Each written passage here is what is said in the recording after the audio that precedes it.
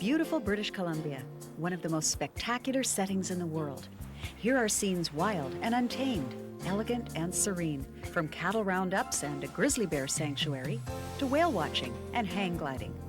All captured in beautiful British Columbia, moments of discovery. For information on this great video series, call 1-800-663-7611. Collect them all, from the parks of BC to Caribou Chilcotin, the last frontier.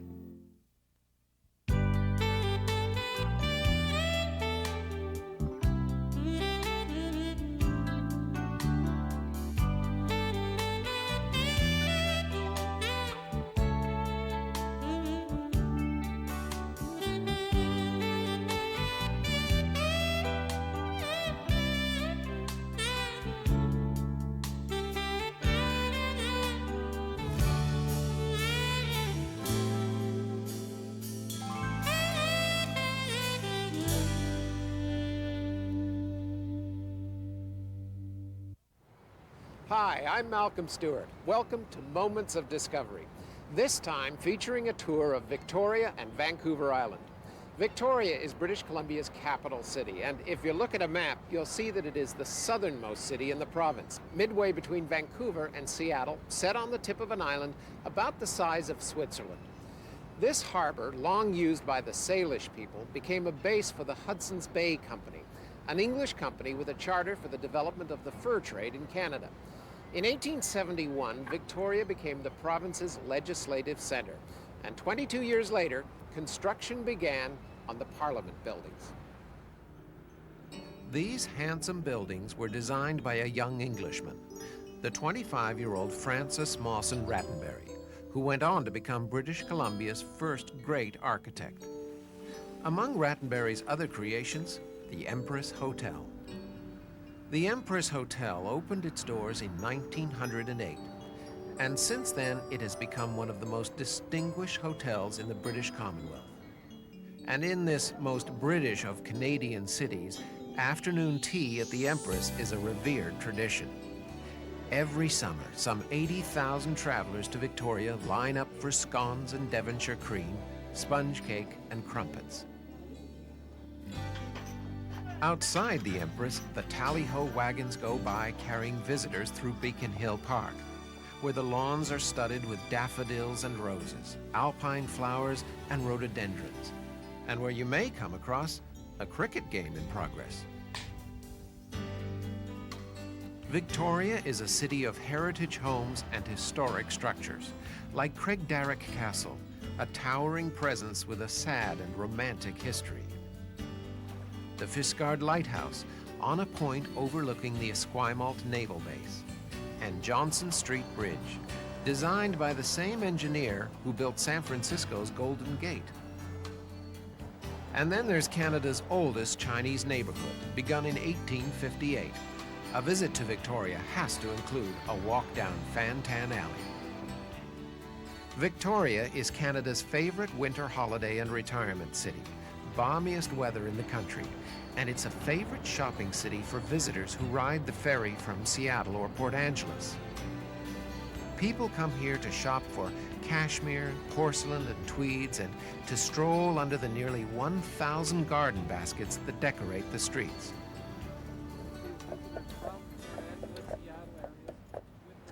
And that brings us back to where it all began, on Victoria's Inner Harbor, where every Labor Day weekend scores of elegant sea craft arrive for the classic boat festival.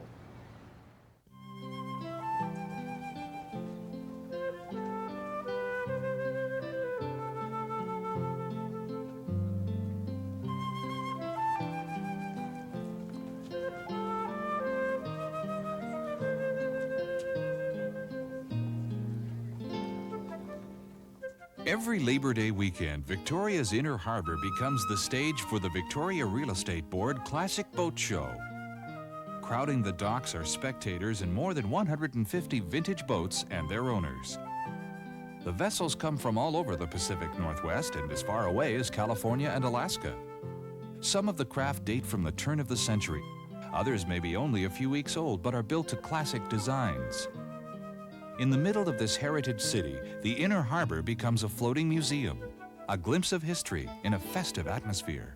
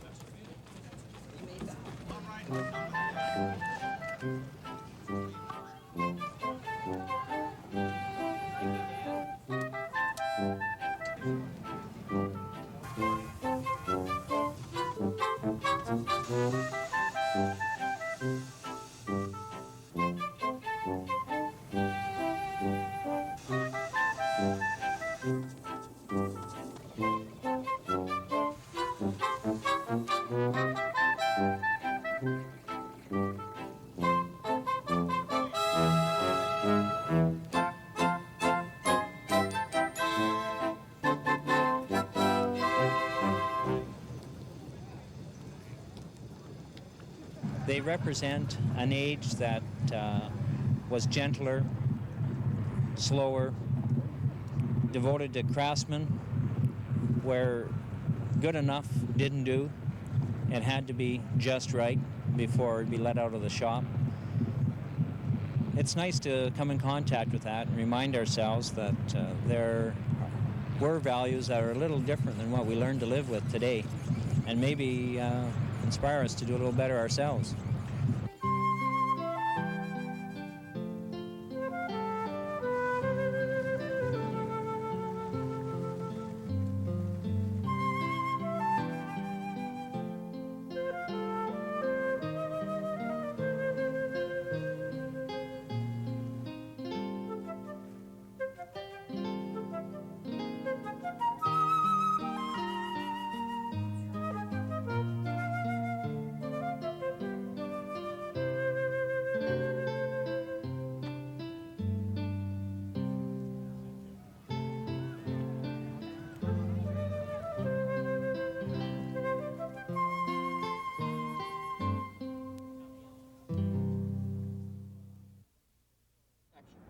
Many people move to Victoria because they love to garden. And in Victoria, gardens bloom 12 months a year. For people with a passion for gardening, but perhaps no yard of their own, there are co-op gardens, reminiscent of World War II's Victory Gardens.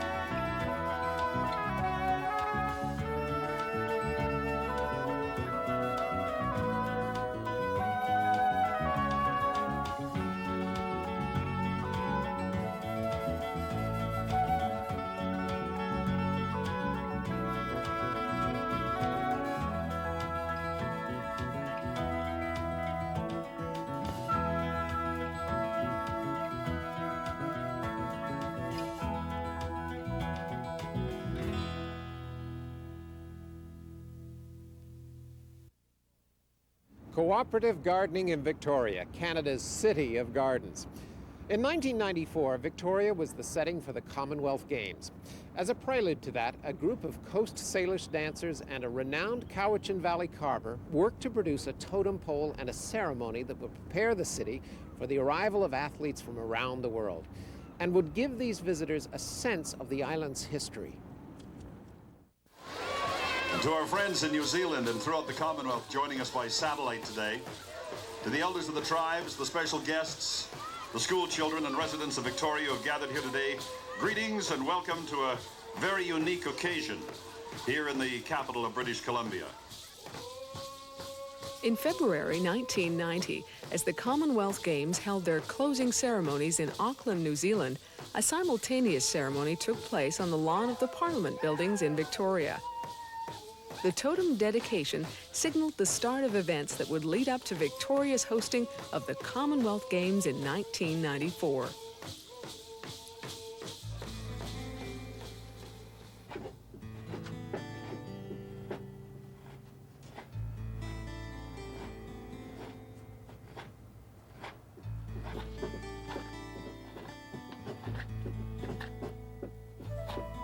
Before any festivities could take place, long days were spent carving the figures out of a giant cedar, applying skills taught to him by his grandfather, master carver Cicero August, along with his sons, brought 4 figures in the wood to life.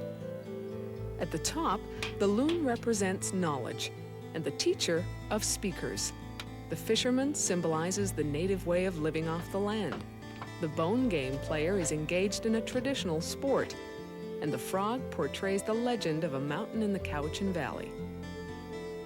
Born and raised in the Cowichan Valley, Cicero has been carving since 1958. His work is found throughout the world, celebrating the history of his people. It's what we know as the Indian Library. It tells the story. We don't have libraries such as the community has here, so the totem poles are more or less our library. And family stories is told on a totem pole. And this is why it's important to the people, so people can understand what we're doing. And a lot of the clergies felt in earlier years that we worship the totem pole, but it's never been as such. It's always a storyteller of something, achievements of one family, or a crest of a family, or a crest of a tribe, you know. So this is why we feel that carving totem poles is important. It's our cultural, it's our heritage, and this is a way of expressing ourselves so people can understand us better.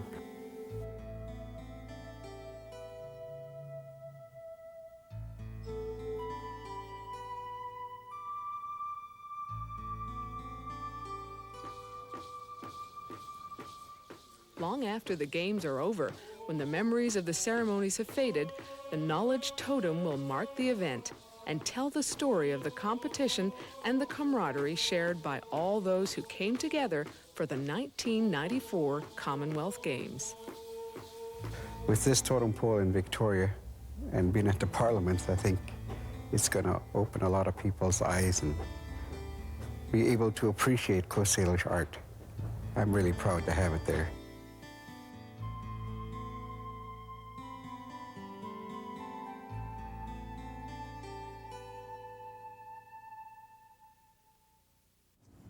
A Coast Salish ceremony in Victoria, in an inner harbor setting that includes the legislative buildings and the venerable Empress Hotel.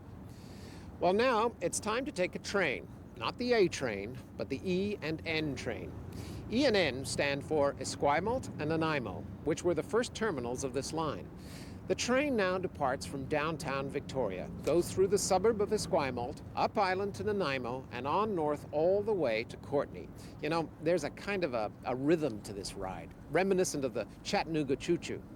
See if you can feel it.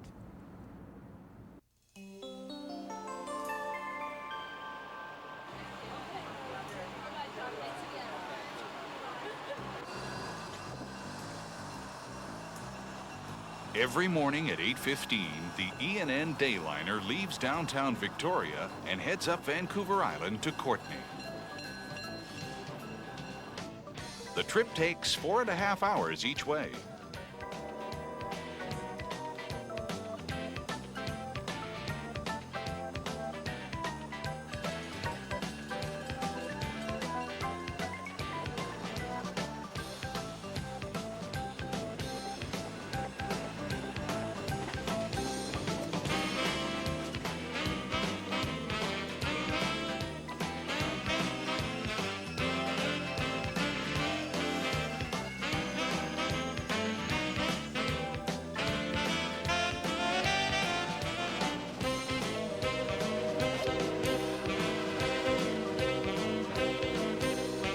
Traveling on the Dayliner today, it's hard to imagine that this railway was once the source of a dispute so fierce that BC was in danger of withdrawing from Confederation.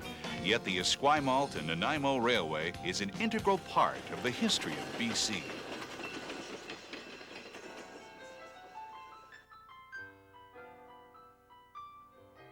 The Transcontinental Railway was BC's incentive to join Confederation in 1871.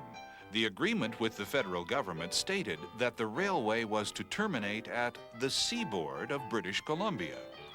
Many BC residents, especially those on Vancouver Island, felt that the seaboard meant Esquimalt. Others argued that an island railway was not financially viable. Finally, after over 10 years of dispute, Prime Minister John A. Macdonald signed a contract for construction of the railway with a syndicate headed by Vancouver Island coal baron Robert Dunsmuir. Dunsmuir completed the ENN Railway in 1886, with Sir John A. Macdonald driving the last spike near Shawnigan Lake.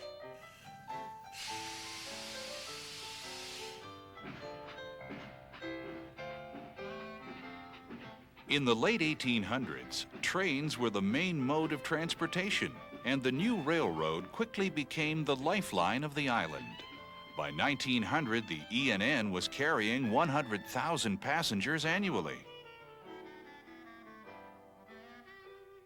In 1905, Robert's son James Dunsmuir sold the railway to Canadian Pacific, who extended the line to Courtenay in 1915.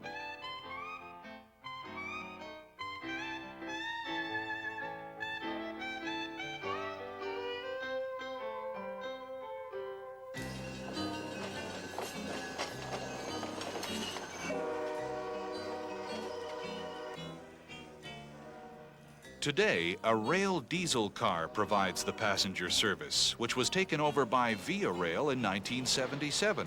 ENN engineer Bob Scott has been working on the railroads for 43 years. Oh, my whole family's been on the railroad. My father was a conductor on the Northern Alberta Railways up north. And my uncles were engineers, two of them. My other uncle was a locomotive foreman in Edmonton. Just sort of come naturally to me. Conductor Nick Morris, who was born and raised in Nanaimo, has been on the ENN line for 24 years. I'm one of the original ones that hired on and been here. I've worked freight out of Wilcox, they call out of Nanaimo. And then the last 3 years I've been on the passenger train here, which I've thoroughly enjoyed. It's been a real pleasure working on here. I've met a lot of nice people from all over the world, and they're super. It's been a great job.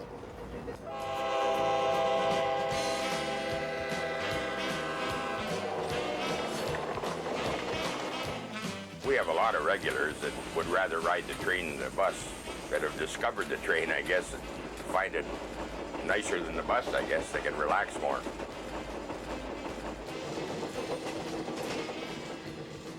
There have been attempts to cancel the ENN, but each time Vancouver Islanders have rallied to keep the train running. The railway is also popular with tourists visiting the island, and in the summer, a second car handles the extra traffic. I would say from Victoria to Qualicum Beach is the busiest. In the summertime, tourists, a lot of tourists go to Qualicum and spend the day, have dinner, lunch on the beach, and then come back with us back to Victoria. The way Qualicum and Parksville and all the places are building up, I think people are, once they get to ride the train and know what it's like rather than riding the highways, I think they'll come back to the trains.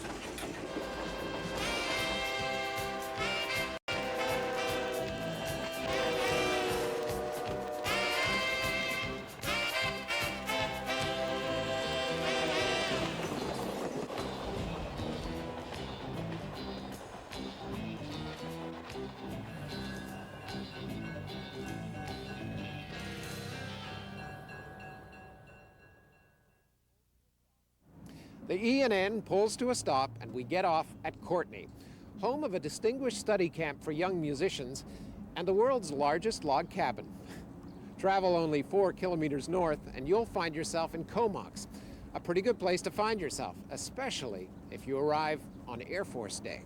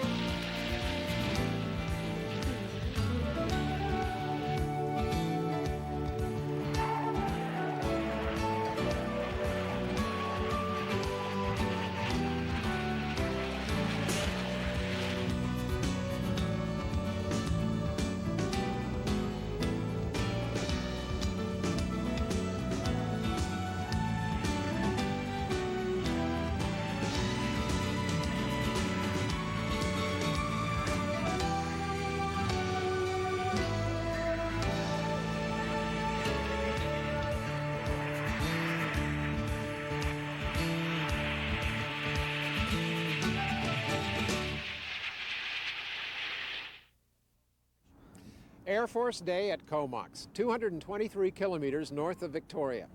Comox is a Salish name. It means abundance. And speaking of abundance, let's go south to the Cowichan Fall Fair, a fair that looks as though it might have taken place in the 1920s or 30s.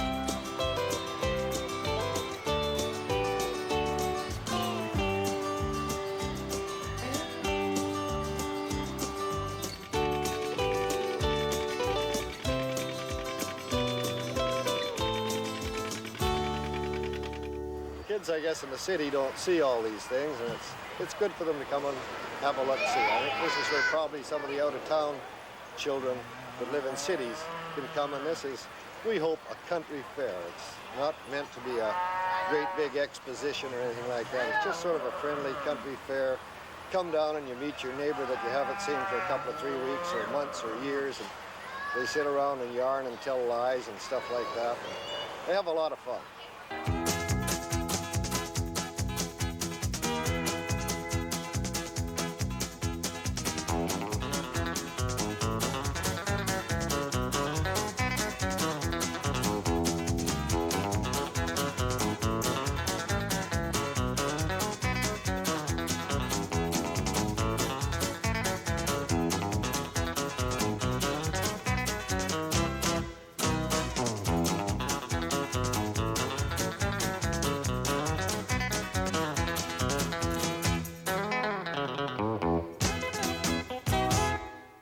There's a little bit we hope for everybody here, with the midway on through. It's just, I think it's a well-rounded out fair.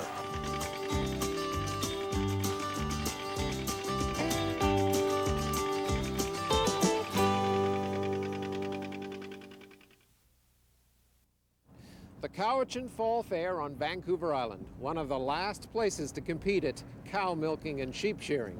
Well, now we're off to Coombs, a community established by a Salvation Army officer. It's a long way from Kentucky, but even so, Coombs has an annual bluegrass festival. And true to the country tradition, here's a hurtin' song.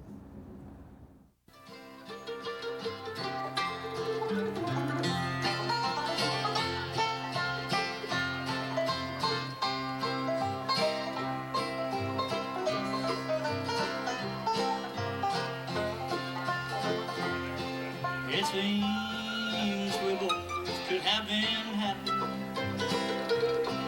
if things had only turned out right. From now on each day I'll think about you, and I'll dream of you both day and night. Well, you're going to see picking, back lot picking, tailgate picking is what we call it, half the night long, all day long. Stage is running all day long from noon till 11 o'clock at night. We want to see everybody have a good time.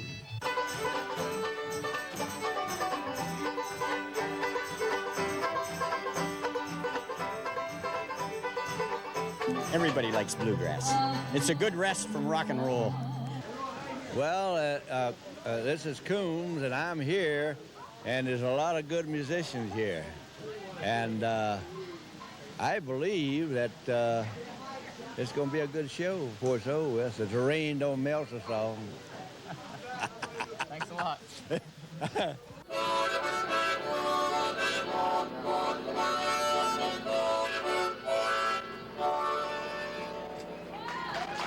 very much. Very nice crowd. Well, I think the Coombs Bluegrass Festival is just marvelous. I really enjoy it. And I hope to do some swinging tonight yet. So we looked right back across Arkansas.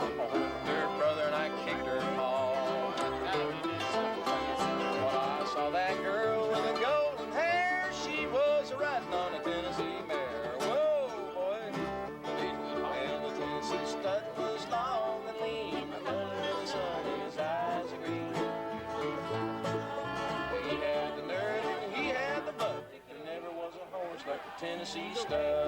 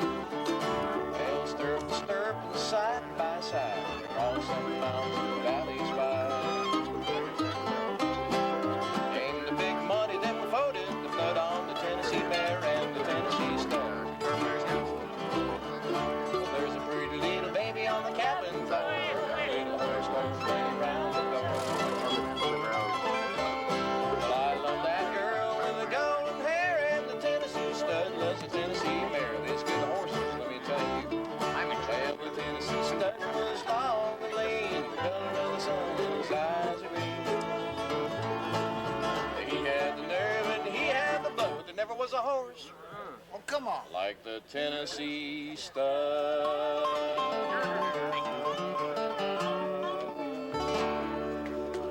All right.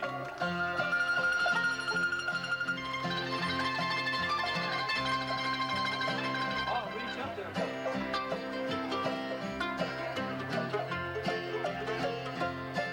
Somehow you wouldn't let me love you. The plans we made have gone astray.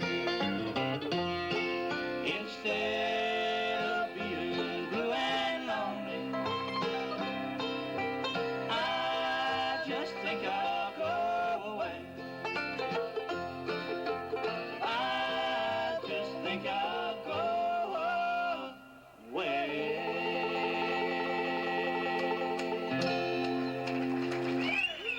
August 17th.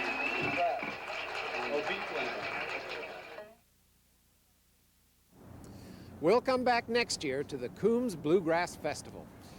On the west coast of Vancouver Island is a community some have compared to Venice. It's Bamfield, now home to an important Coast Guard base, but once a major link in the early world of telecommunications. And here's someone who remembers that time. I would like to see a footbridge, not a real bridge, because that would mean vehicular traffic could come to Bamfield West, and that would just spoil it completely. But at least a footbridge so people could walk across. That's why Bamfield is referred to as the Venice of the West Coast, because you can't get anywhere except by boat inside Bamfield.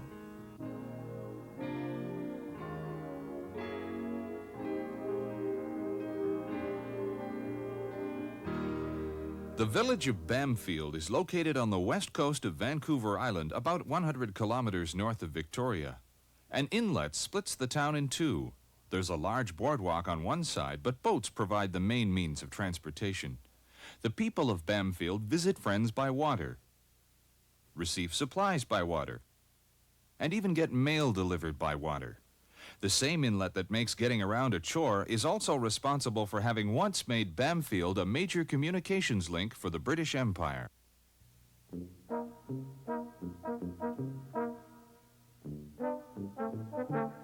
In 1901, the fine silt of the harbor was found to be an ideal bed for the proposed British Trans-Pacific telegraph cable, and in 1902, the Bamfield Cable Station was established.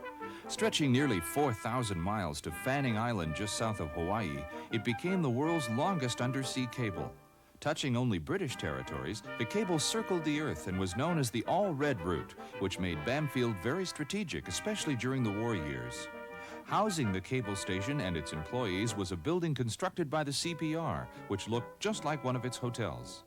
While life on the rugged west coast may have been hard, some of its amenities were available. It was like living on a country club. We had everything. We had 2 concrete tennis courts, a billiard room, a library, a hall with our own orchestra, 5-piece orchestra, and a badminton club. It was very popular with the tourists on the trip on the McQuinner and the Nora at that time. They sailed up the coast about every 10 days. And in the morning, they'd get in Bamfield in the morning, about 9 o'clock, and of course all the bachelors would go down and look the girls over as they came down the gangplank. That was the way I met my wife, incidentally, and offered to show them through the cable station, which everyone wanted to see. The telegraph cables hummed under the water, but on the surface, the rough seas were known as the graveyard of the Pacific. In 1907, the Bamfield Lifeboat Station was established to rescue ships in distress. Early lifeboats were poorly outfitted for the rough seas. They were powered by sails or oars, and their open decks made work treacherous. After the 1906 wreck of the steamship Valencia, with a loss of over 100 lives, a life-saving trail was cut out of the bush. Hugging the shore from Bamfield to Port Renfrew, 50 miles south, it allowed survivors of wrecks a way out and rescuers a way in. The Coast Guard and its modern lifeboat are still highly visible in Bamfield. Patrolling a coast that has claimed hundreds of ships requires skill and daring. By the very nature of the work, the crew of the lifeboat is frequently out in violent weather. In 1976, an American Coast Guard helicopter crashed on a rocky shore near Bamfield. The lifeboat made a dangerous nighttime rescue in the middle of surf, rocks, and reefs. Crew member Martin Charles, 30 years with the station, was decorated by both the Canadians and Americans for his part. To the locals, Martin and the crew became heroes. The people have a lot of respect for us for a job like that, you know, well-done job. Like I say, I couldn't hardly think, you know, all I thought about is saving these guys. I kind of like to challenge when I'm on a job like that, challenge what I'm doing and do a good job, you know.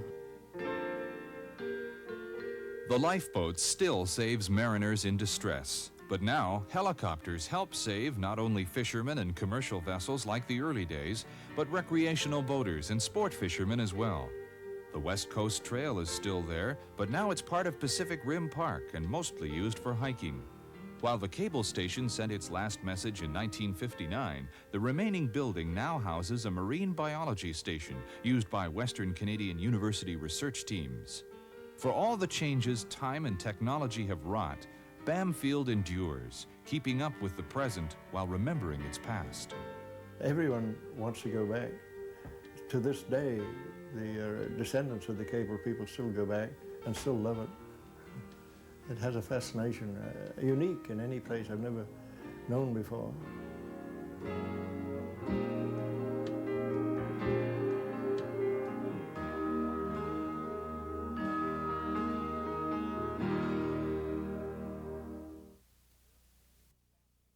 The early days of Bamfield on Vancouver Island's west coast, when telegraph cable was a communications marvel and no one had ever heard of internet or surfing the web. Now, still on the west coast, we journey between two lights, the lighthouses of Amphitrite Point and Leonard Island, and the lights of dawn and dusk.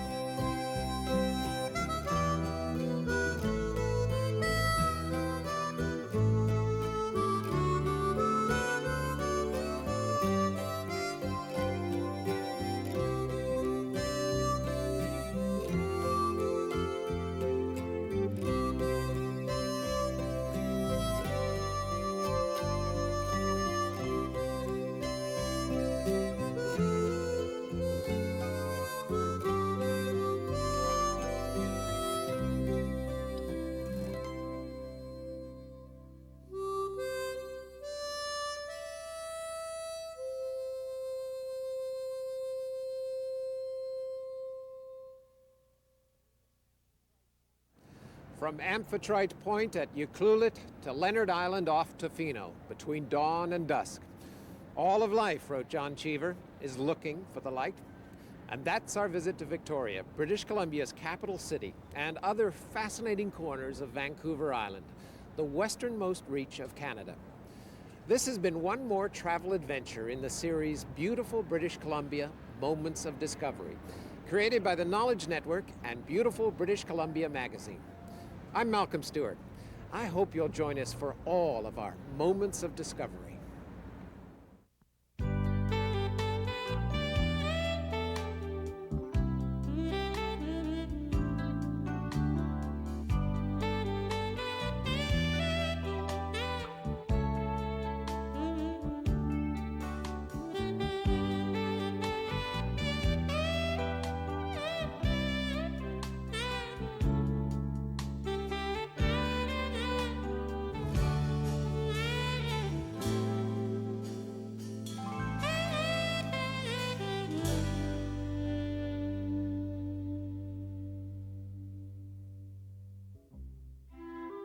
Be part of the adventure all year long with a subscription to Beautiful British Columbia magazine. A one-year subscription sent anywhere in the world is just $19.95, all taxes and shipping included. Call toll-free 1-800-663-7611. And with this special home video offer, you'll receive a free scenic calendar with the winter issue. Call now. Gift orders welcome. To create this video series, Beautiful British Columbia magazine and the Knowledge Network have come together, compiling a lasting record of this part of the world for you to visit again and again. And here's something you'll want on your travels: the Beautiful BC Travel Guide. You know, I am never without mine, and it was a labor of love for editor Cheryl Kuhl, who spent years compiling it. And Beautiful British Columbia magazine updates it regularly. It logs every highway and every point of interest along the way.